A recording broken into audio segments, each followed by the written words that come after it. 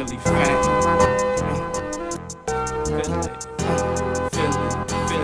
Philly fan. Alright, here we go. Know what I mean? Y'all now tuned in Philly F.A.M.E TV. We got a special edition episode. Right now we sitting here with Miss Tammeka Dennison. This is Jimmy Wopo's mother. Hello. I mean, so we gonna get into, you know, a little bit of Jimmy Wopo's story prior to y'all hearing about him, you know, as a rapper and stuff like that. She gonna give a little bit of backstory about him as a kid.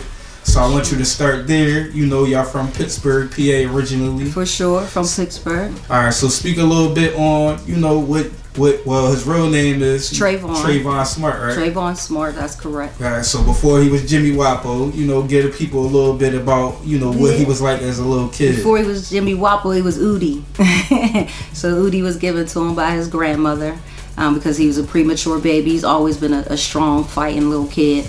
But he's been rapping. I know a lot of people only probably just heard about Jimmy Wopo strong in the past couple of years, but he started at a very young age. And I think he's always been hot. It just took people time to catch up to him.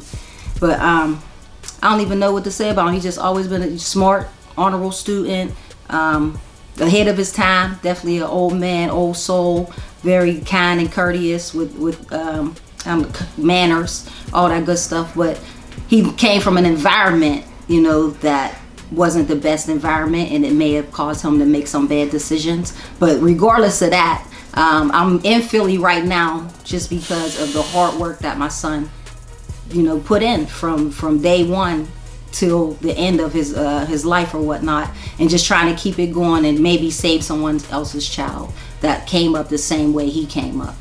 Got you. Now, I read on a story and report, I believe it was on CNN or something like that, .com maybe, or one of them type of sites that said he actually was rapping when he was like 7 years old, something like that. He used to get money from people in the community for rapping. For sure. I can remember that to today, and it's so crazy. I remember the first time I heard Elm Street on F.A.M.E, which is in Pittsburgh. It's a black hip-hop radio station in Pittsburgh. And he was about 7, 8 years old, and they used to have this little thing where you call in and say your little rhyme. So I was like, I wanted him to call in because he was saying his little rhymes and stuff, and he called in. And he did his little rap, and at the end of the rap, the little guy was like, "Oh, that was hard." I can't even remember the rap, but at the end, it was something like, "Kill that cat." That was his last little line. But from that age, and then he just be out, you know, taking out trash, or all the guys on the block give him a couple $, spit a little rap. He always been a little hustler, you know, do his little candy selling at the football game. So he was always an entrepreneur, always about making his money, how he could make it. Right. You said he was an honor roll student in school and stuff like that? For sure, very smart. Okay. And also, I read on the report online, he said that he had spoke with the Fader. He did an interview with the Fader, and he had told them, like, when he was younger, he went to like multiple alternative schools. Yeah, probably about 8th grade. I think that's when school wasn't interesting to him anymore. He actually used to get in a lot of trouble because he would get done with his work real fast. And then he would clown around, and he would complain about that, like the work is too easy. So then he started getting in trouble. Then he he was too old for football, little league football. So he started hanging with, I guess, the wrong people, and he started getting into more trouble. So eventually, he got in trouble at school. Then he got in troubles in the streets. But I think that was the good thing in the end for him, because when he really got into his music, he knew people. And even now, I'm still meeting people in his death, and they're like, "Oh yeah, I went to this school with him or that school with him." So it was good in the city that he had made friends with people all over the city, because a lot of times, you know, this neighborhood's feuding with that neighborhood, and he didn't always have that. So that was nice and bad. In the beginning, it was bad because I was, you know, upset or whatever, stressing how mom stressed, because we know where the path is, you know, what's going. We already know what's going on. They don't know, though. They can't see it. But in the long run, it actually turned out to be a good thing that he did bounce around at different schools. Right, because in that same article, he actually credited you for letting him go through that, because he said it really prepared him for, you know, when he got older in his life, going through that experience and stuff like that. Yeah, I was really against it. There was one time he went to an alternative school, which it was like for people that had did something bad, and at that time he hadn't done anything bad, but prior to that he did, and it held him back a grade. So the way to make that grade up, was to go to this school and he could make up a whole grade in like one semester or some crap. And I was so against it, like no, but then it turned out, it turned out good, and we had a big conversation about it. But I just kind of let him, at that moment I was like, I gotta let him navigate. He's trying to figure it out. Why would I stop him? We ain't gonna always make the right decisions, but he's seen something that potentially could be good for him. I just couldn't see it, So that's all a part of growing up and then maturing and becoming an adult as well. Right. And then you explain, the situation that when you started seeing him hanging around the wrong crowd and stuff like that. So at what point was you fully aware, like he was really active and doing stuff out there? About age 15. Actually, he didn't live with me since age 15. So 15 until he passed away, he didn't live in my household. About age 15, he was really getting into trouble. And I have 5 children total. He's number 3 of the 5. And he was like skipping school, breaking in the house, just doing a lot of different things that and unsafe things. We found a gun in the house one time. So I have, two under him, 2 over him. He's jeopardizing our life now. So in certain things, I would, I'm a mom. I'm putting him on punishment. I'm going through it. And then my mom and him was like, well, I think it's best he come stay with my mom. So at that time, he with my mom. I'm going to school, I'm working. I can't be with him every second of the day. But also I got to think about the household. He's one child. And at that time he didn't want to listen. He was just being, he was doing what he wanted to do, and he didn't want structure. And structure is required at my household. So he just went to live with my mom. But he was always at my house. Like he was my kid. He wasn't ever not allowed to come to the house. He did all that, but he just didn't live there. So about 15 years old, he really was like in there. He was out there doing his thing. Got you. So at what point did you notice him starting to get a little local buzz when it came to the music? So it's so crazy. The first time I actually got invited, we used to have, I don't even know if they still do it, but they had the Hip Hop Underground Music Awards in Pittsburgh. And I got invited by a coworker to go see it. Now, I didn't even know Trayvon was in the lineup for people to get nominated or whatnot. He was a nominee. He was in the group 1100, and they had a song out called Obsess, and this had to be maybe 2012 or something, 2011. And sitting there watching all the awards, all of a sudden 1100 comes up, and it's my son on there, like they're the nominees, they're the finalists for best new group or something. I was like, wow. Like I knew he was rapping. I had seen the video. I actually dug the song. Like I thought it was hard. The video was tight. I'm like, okay. But it was that moment I was like, wow, like my baby is that he that dude. He's really that dude. He's doing his thing. He is really doing his thing. Okay.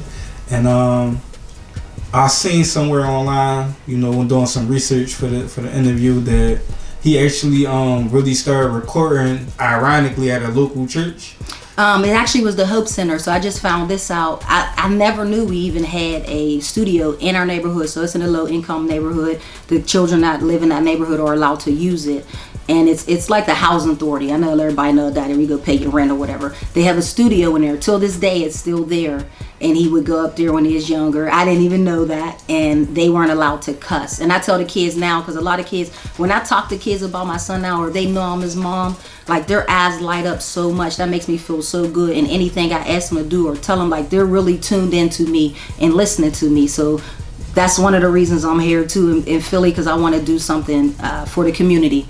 In remembrance of my son, type of a legacy, make sure his name lives on. And because the kids, 0 to 100, like people were tuned into Jimmy Wopo. So I just know that it really will. It'll take off. I know it will.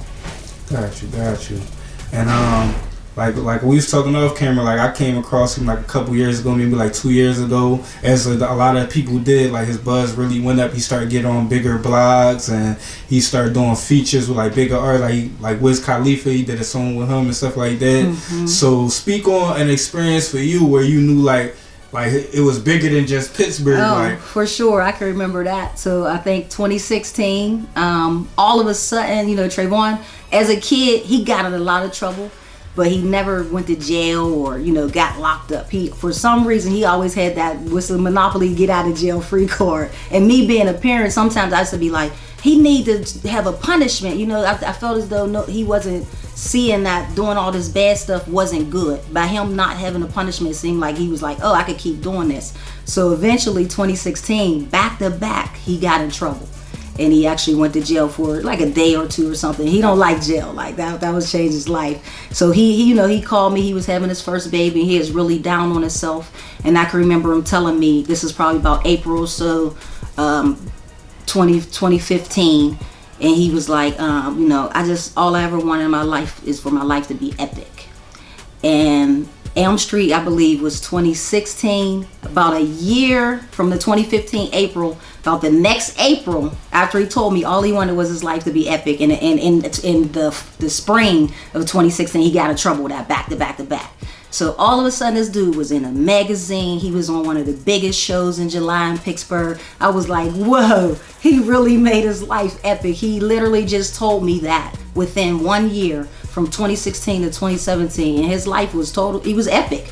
He was on everything. It was just, to me, to see that was so encouraging, because I actually was in a point in my life where I work a traditional job. I'm a certified pharmacy technician. I'm college educated, all that good stuff. But I had started my own business 2016, and just trying to figure out who I was and what I was going to do next with myself. I felt kind of lost. And then when I seen my son tell me this is all he ever wanted, and then actually did it in that little bit of time frame, that just made me go harder. I knew what I was supposed to be doing. And right now, I think that's, from that point till now, I learned a lot of business stuff. I did a different, jumped off a few cliffs, did couple different ventures, learned many things that right now today, from the time my son passed away, has really strengthened me, educated me, and made me ready for right now. I think that's why I'm having a lot of success. And even though I'm stressed and, really upset about different things and could just pull my hair out some days, I'm accomplishing a lot to know so little in this industry. But with the business background, it really just is helping me extremely. It's helping me a lot. Got you. Okay. Now, prior to Jimmy's, tragic passing, him being in the streets and being active how he was, he actually had got shot 2 times prior. Mm-hmm. And he actually did an interview explaining, how he felt in each scenario. So he said the first time it made him angry, and he said the second time he actually had a daughter, so it kind of changed his perspective. Mm-hmm. So did you see any differences, like, in him, the times that he did get shot, like how it changed him? Definitely. The first time I noticed that my son was a businessman was the second time after he got shot. I cared for him for sure, and he was at home and he was putting out music. So while he was in the bed, all shot up, he was like directing things, calling, he'd making phone calls like, nah, spell it this way, put this picture on here. He was really orchestrating his music while he was immobile, but he was running it. Like, people were coming to him, asking him, how you want this, how you want that, down to how he wanted the letters, how he wanted to be, how he wanted the people to see it. He was running that. So I was like, all right, he's really like in business mode. And when he passed away, I really see that he was in business mode, because I got a lot of stuff that he had going on that I had no idea that he had going on. So I'm very proud of him in that aspect. Right. And like I explained, he did music with like Wiz Khalifa, and also with another local Pittsburgh artist, Trapping Hardo. Mm-hmm. We did an interview with him as well. He explained, he spoke very highly of Wopo, talked about working with him and stuff like that. So once his buzz started getting to that point, like when he doing stuff with Wiz and he on these big blogs and stuff like that, how was it for him, like you looking at him, how was his career going, and how was it for you as well, seeing that going for him? I think in the last 2 years of his life, he was actually becoming a man. I've seen a lot of maturity in him. He was definitely more home, like with his family. Like, my son was there for the past 2 years every Sunday. He made sure he was there with his family. He bring his friends, and we do dinner. And we hadn't been that structured like a family in a long time, because he wasn't around. He was so much caught up in the streets. He'd come through, but it wasn't like that where he just come and be home.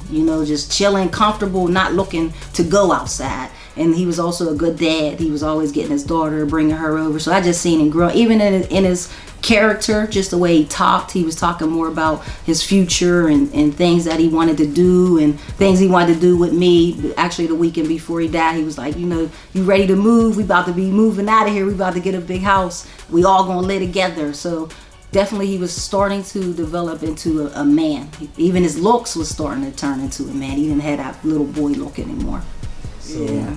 So then, some time passed after, he did some of the music with Wiz and all these different artists and featuring on all these blogs. And he making his name, getting his bones, and he really starting to get the industry to take note, because he had the buzz on the underground and stuff like that, but he just was starting to get the industry buzz and all that. And then, tragically, the situation happened, ironically, on the same day as the XXS Tentacion situation, and it was both on my birthday. Oh, so wow. That's something I ain't never gonna forget. That's that. crazy. So how was it for? Obviously, it's hard for anybody to imagine like the pain if you never experienced it. So just speak on how it was for you as much as you can speak on it, and how it was for that situation to have happened on the same day as the other guy who was also a rapper, and they both making the news, and they both, so how was that whole day? Well, for you? I had actually never heard of XXX so you wasn't until that day. with him. I was not familiar with him, but I became familiar with him. I was really tunneled in the beginning. I can't even tell you how I felt. I was pretty numb. I think it was just all really fast. And coming off of a Father's Day weekend, like my son was at my house the whole weekend. We busted up. I cooked out I have 3 sons, so I always cook out for Father's Day. They're all fathers and they're good fathers. So we always celebrate that one real big.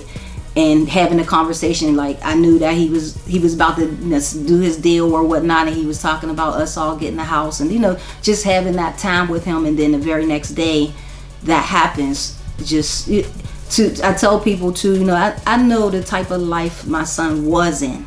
I know, what he was doing. I don't know everything he was doing, but I know he was doing some bad stuff, whatever he was doing, it wasn't all good. But I know who he was turning into and how he was correcting a lot of things. Like he was making music with a lot of the boys that he had beefs with. That he made the Walking Bomb was a diss album or whatever. The same guy that they were dissing each other. They ended up making music together. So he was trying to put a lot of those fires out and make things right.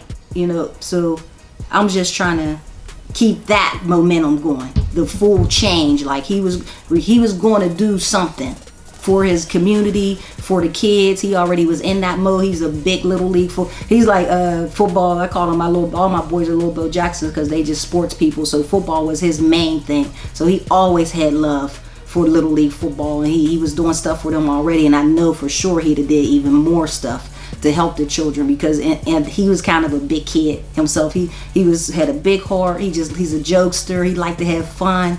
His smile would just light up a room. So I just focus on that and try not to focus too much on the bad and the pain, and just keep it pushing, and just hope, reaching out to people and trying to see what's what, who really was with Jimmy Wopo and who really wasn't. And through this process, that is being revealed as well. So one day at a time. I've just been taking it one day at a time. All right, got you. All right, so how did you feel like after that happened, and then you seen like some of his peers, showing him love, and some people in the industry showing him love, like Wiz, Mac Miller, even Meek we spoke about. He had him on his jacket and stuff like that when these performers. So speak on like the love you seen him getting from his peers. So it's mixed. I'll say 50-50. As I said, this is my first rodeo, so I don't know everyone in the industry, but it's not that big, and they all know each other. So some folks have been respectful, because that's all I ask for is respect. I'm not trying to stop nobody from doing anything. I'm actually trying to grow something, so I need to work with people, and that's all I'm about, is growing, building, and working together. And then others, they do one thing, in the public. And then, because I'm a private person, I really like to handle business privately. I'm not a social media beefer. I ain't got no Twitter fingers. I don't do all that stuff. So when I am trying to do business with people, I can see people outside in the world don't see what I see. I see them move in a different way with me, but then I see them showing love to my son on the outside. So I have a big problem with that, because it's weird to me. It seems vindictive. So I'm actually here in Philly right now because, as everyone has been watching or seeing probably, Meek Mills is here this weekend. It's Meek Mill weekend. And Meek Mill, since day one, he's been showing love to Jimmy Wopo. I'm currently putting together a benefit concert this July. We have venue. Mike Epps is the host, and Mike Epps is another one. If people have been watching, you know he's been dropping the Elm Street, doing little videos and stuff to it. I got a poster made for you, and I got some merch for you, so you can rock your Jimmy. Oh man! I want to talk to you. I got to talk to you after the show. Please, We that's came my for the show. nigga, man. We follow you forever, man. We love you. Yeah, man, I love Jimmy, man. I want you to got to hold that, man. That's dope, I got the Jimmy Wopo from the Elm Street on there. Man, I'm gonna keep that nigga going, man. That's my I love nigga you. I right appreciate it. there. He got 3 babies, so I've been doing a lot of work keeping it going. Well, I'm gonna give you my shit. Man. Some sneak game. We hope you know that shit. Right, The back of it is a long leg walk on the back. So we got I'm gonna definitely rock that, man.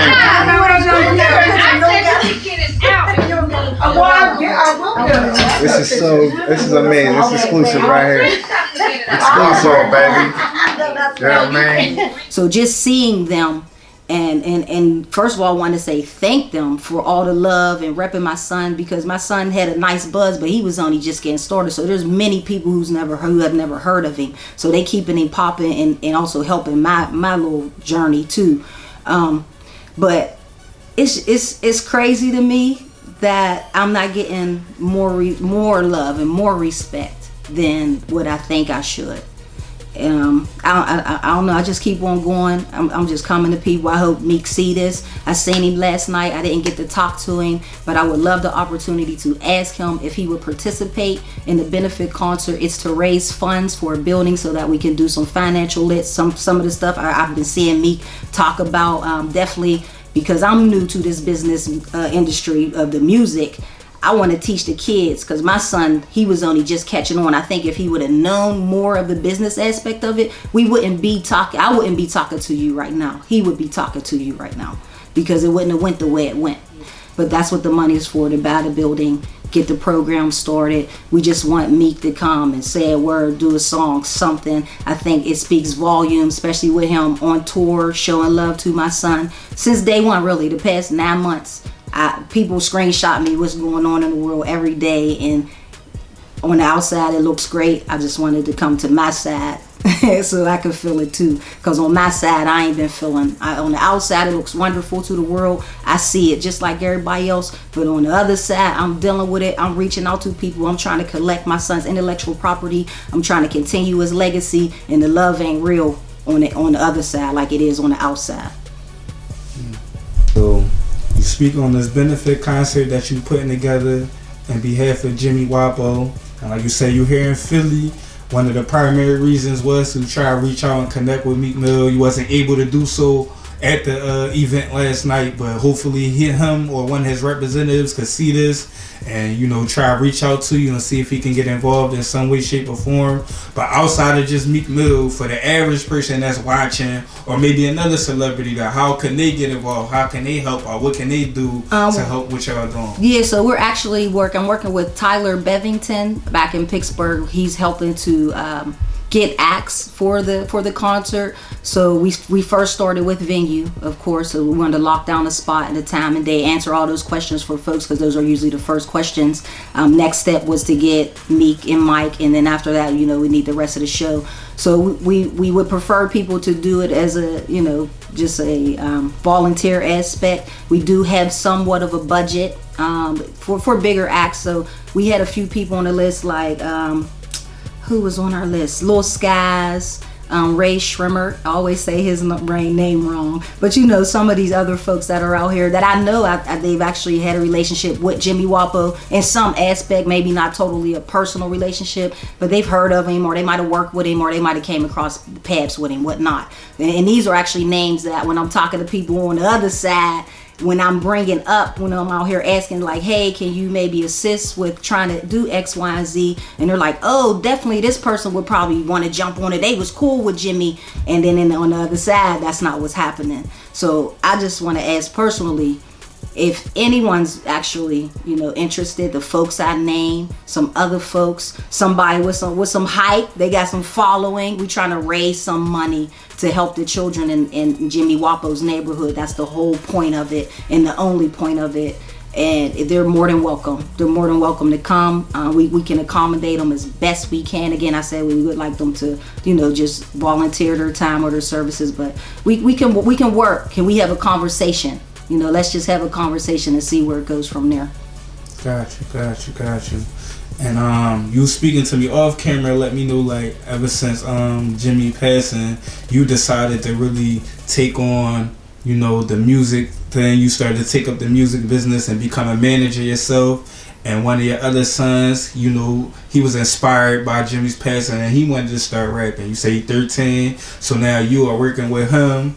And you was explaining to me how once you start working with him, you start noticing like how so many artists don't know how to maneuver and do business and stuff like that. Mm-hmm. So I want you to speak a little bit on your management, role and how artists are not going about what they're supposed to be doing the right way. Mm-hmm, for sure. So my son is Baby J-Way. I don't know if anyone's heard about him, but you probably will. He's popping up a lot of places. He's done a few interviews. He's actually performed for Pittsburgh Public Schools. He gets paid for his time.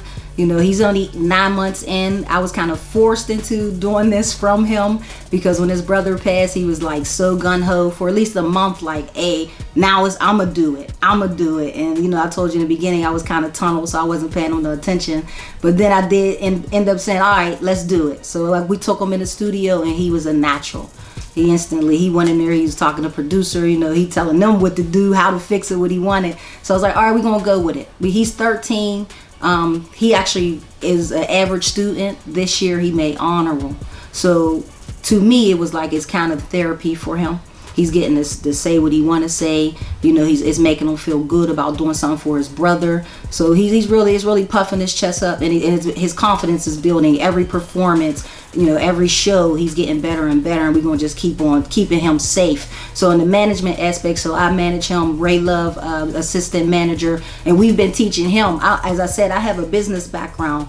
So what I'm coming up against with Trayvon's music and collecting it is that we're teaching business, music business. So Baby J-Way knows that when he goes in the studio with a producer, he has a contract to protect his intellectual property. If he's going to work with this person, what he's paying, all the rules of what it's going to be. And then he also takes his own flash drive. So when he leaves that studio, he has his stems, he has all his set information for things like this. So if Jimmy Wopo was taught that from day one, I wouldn't have to track people down for my son's work. I would already have it because it would have been collected day one. And it also, with the contract, with the intellectual property and the non-competition in the contract, it prevents producers from sharing your information. So right now, Jimmy Wopo has tons of leaks. I don't understand the producers in the city of Pittsburgh. I don't know how they do it other places. But to me, I don't think that should be happening. When you working with somebody and y'all doing work together, that's where it stays. It should never be forwarded to someone else unless they are a part of that business deal. So this is a lot of things I'm running into, and I want to teach children coming up that want to do music and love music, but they could do the music, but I want to teach them about protecting their works, learning about their money, and knowing that this actually could take care of your family in the long run if you do it right. Especially if you're talented. If you just got it natural, like Jimmy Wopo had it, you're good. You just got to do it right, and that's all I want to do is protect and educate and strengthen people in what they want to do in their life. Got you. So for people that want to get in contact with you in regards to the benefit concert, or even in regards to management, or getting some information from you or some guidance, you know what I mean? So maybe a consultant, whatever. For sure. Just plug your information, how they can go about reaching out. All right. You can reach me at Tammeka Dennison. It's Tammeka, not Tameka.